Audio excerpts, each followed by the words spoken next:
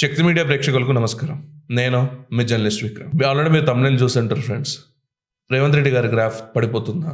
ఇది వాస్తవానికి కొన్ని సంఘటనలు మనం చూసుకుంటే గ్రాఫ్ పెరిగిందా తగ్గిందా మీరే చెప్పాలి. ఏంది విక్రమ్ అక్కడ వచ్చేసరికి హెచ్సియు పెట్టారు అని చెప్పేసి మీరు అనుకుంటే 100% మొన్న జరిగిన ఎలక్షన్స్లో ఏదైతే 100 కంటే తక్కువ ఓట్స్ పడ్డాయంట ఫ్రెండ్స్. 7 to 6 years తర్వాత అక్కడ ట్రెమెండస్ విక్టరీ. అది కూడా అన్ని మెయిన్ సెక్టార్స్, మెయిన్ బాడీస్ ఏదైతే ఉన్నాయో ప్రెసిడెంట్ దగ్గర నుంచి స్పోర్ట్స్ అండ్ కల్చర్ వరకు దాదాపు అఖిల భారత్ విద్యార్థి పరిషత్ నాయకులు ఎవరైతే నిలబడ్డారో ఒకళ్ళు వచ్చేసరికి పిహెచ్డి చదివిన వాళ్ళు, పీజీ చదివిన వాళ్ళు, వీళ్ళందరూ మంచి స్కాలర్స్. వీళ్ళు ఏదైతే ప్రెసిడెంట్షిప్ తీసుకున్నారో ప్రెసిడెంట్ దగ్గర నుంచి మనకి కల్చర్ యాక్టివిటీస్ వరకు ఎంబీఏ స్టూడెంట్స్ అండ్ పిహెచ్డి స్టూడెంట్సే ఉన్నారు దీంట్లో. అయితే ఓన్లీ హైదరాబాద్లోనే ఇలా జరుగుతుందా?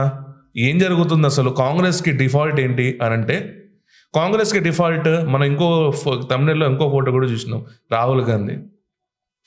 ఇది 100% మనం ఒప్పుకోవచ్చు ఫ్రెండ్స్. ఎందుకంటే ఓట్ చోరీ అని చెప్పుకుంటా యూత్ని వచ్చేసరికి మైండ్ వాచ్ చేద్దామని ఎంత ట్రై చేసినా కానీ ఇక్కడ యూత్ వచ్చేసరికి నరేంద్ర మోడీ గారి వైపు ఉన్నారు.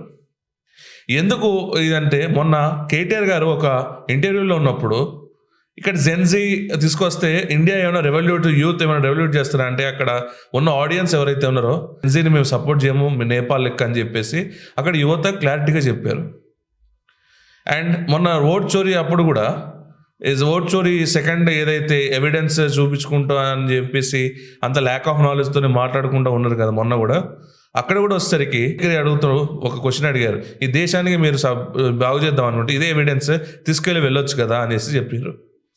అయితే నేను దేశాన్ని కాపాడడానికి నేనేం హక్కు లేదు, నేను జస్ట్ ఈ గవర్నమెంట్ని ప్రెజరైజ్ చేద్దామని వచ్చాను, ఈ సంవిధానం అంటే నాకు రెస్పెక్ట్ లేదనేసి ఇండైరెక్ట్గా చెప్పారు ఆయన. ఈ డెమోక్రసీ మీద వాల్యూ లేనప్పుడు ఈ సంవిధానం మీద, ఈ కాన్స్టిట్యూషన్ మీద నమ్మకం ఏముంటుంది?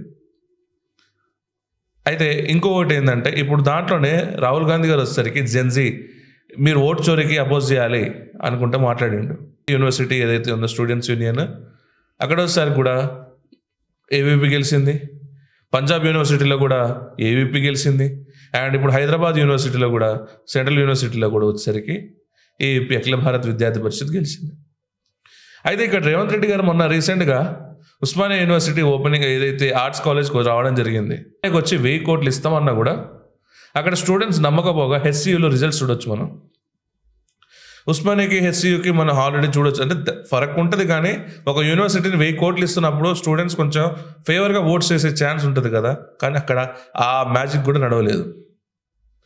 అండ్ హెచ్సియూకి వచ్చేసరికి ఆల్రెడీ ఏదైతే ఎంకరేజ్మెంట్ చేద్దామని చెప్పేసి అక్కడ స్టూడెంట్స్ ఫైట్ ఎట్లుందో కూడా చూశారు. సో ఇదంతా క్యాలిబర్ చేసుకొని రేవంత్ రెడ్డి గారిని స్టూడెంట్స్ దాంట్లో గ్రాఫ్ తగ్గిపోతుంది అన్న దాంట్లో ఇది ఒక ఎగ్జాంపుల్. అయితే ఇంకొకటి ఏంటంటే, మొన్న జరిగిన ఏదైతే మన ఎమ్మెల్సీ ఎన్నికల్లో వచ్చేసరికి ఇక్కడ స్టూడెంట్స్ గ్రాడ్యుయేట్స్ వచ్చేసరికి ఓటు వేసిన అట్ లాస్ట్ అది తీర్మానం వల్లనే పడ్డది తప్ప కాంగ్రెస్ పార్టీకి పడలేదని చెప్పేసి మనం అనుకోవచ్చు. ఎందుకంటే చాలా రోజుల నుంచి ఆయన కష్టపడుతున్నాడు. అదే ఎమ్మెల్సీ తరపు నుంచి పోయినసారి కూడా నిలబడడం జరిగింది. సో ఈసారి ఒక్కసారి తీర్మానం వల్లనే ఛాన్స్ ఇద్దామని చెప్పేసి గ్రాడ్యుయేట్స్ ఇచ్చారు. కానీ అదే మళ్ళీ ఉత్తర తెలంగాణకు చూసుకుంటే, అక్కడ తెలంగాణలో వచ్చేసరికి ఉత్తర తెలంగాణలో అక్కడ ఎమ్మెల్సీలు కానీ, టీచర్ ఎమ్మెల్సీలు కానీ, గ్రాడ్యుయేట్ ఎమ్మెల్సీ కానీ మొత్తం బీజేపీ వైపు వచ్చింది. అంటే ఇక్కడ విద్యార్థులు, చదువు చెప్పేవాళ్ళు అంటే ఉపాధ్యాయులు, ఇక్కడ ఉపాధ్యాయులు మిమ్మల్ని నమ్మట్లేదు రేవంత్ రెడ్డి గారు. ఎందుకంటే మేజర్ ఆఫ్ ది ఓట్స్ ఇప్పుడు ఏదైతే మీరు జెన్జీ అని చెప్పేసి మీ రాహుల్ గాంధీ గారు ఇక్కడ కేటీఆర్ గారు జెన్జీ అనుకుంటే చెప్తున్నారో, ఈ జెన్జీ రేపు ఓటర్స్ దాదాపు 35% 40% రేపు ఉండబోతున్నారు న్యూ ఓటర్సే. సో ఈ జెన్జీని బీజేపీ వైపు కంపల్సరీ అది టిల్ట్ అవుతుందని చెప్పేసి అందరూ అనుకుంటున్నారు. అండ్ ఇక్కడ పొలిటికల్ మేధావులు కూడా అదే భావిస్తున్నారు. యూనివర్సిటీలో ఏదైతే ఏవీపీకి వచ్చిందో, ఇక్కడ జిహెచ్ఎంసీలో కూడా బీజేపీకి క్లీన్ స్వీప్ చేస్తుంది అనేసి ఏమైనా సంకేతమా? మీరు కమెంట్స్ రూపంలో చెప్పగలరు ఫ్రెండ్స్. అండ్ జూబ్లీ ఎన్నికలు కూడా వస్తున్నాయి. అక్కడ కూడా భారతీయ జనతా పార్టీ ఏమైనా విజయటంకం మోగించనుందా? అది కూడా మీరు కమెంట్స్ రూపంలో చెప్పగలరు. అండ్ ఇక్కడ దాకా మీరు వీడియోలోకి వచ్చింది కాబట్టి మీకు ఈ కంటెంట్ నచ్చితే ఒకవేళ సబ్స్క్రైబ్ చేసి మమ్మల్ని ఇంకా ఎంకరేజ్ చేయాల్సిందిగా కోరుకుంటున్నాం. జై హింద్, జై భారత్.